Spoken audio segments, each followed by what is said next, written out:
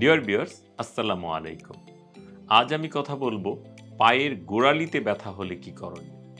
আমরা অনেক সময় এই সমস্ত রোগী পেয়ে থাকি যাদের আমাদের কাছে আসে পায়ের গোড়ালিতে ব্যথা নিয়ে।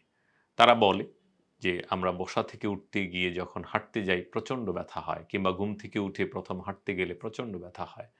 এ সমস্ত ক্ষেত্রে আমরা স্পেশাল কিছু এভিডেন্সও পেয়ে যাই।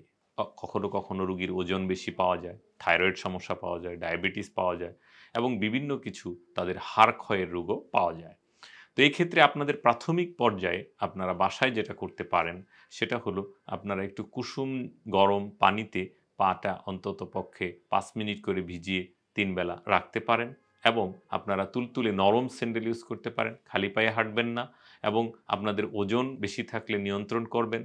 ডায়াবেটিস, থাইরয়েড থাকলে নিয়ন্ত্রণে রাখবেন এবং অন্যান্য রোগের ক্ষেত্রেও আপনারা সচেতন হয়ে রোগ নিয়ন্ত্রণ করবেন এবং সেভাবে আমাদের পরামর্শ মতো চলবেন। আশা করি আপনারা সুস্থ হবেন। ধন্যবাদ সকলকে। আসসালামু আলাইকুম।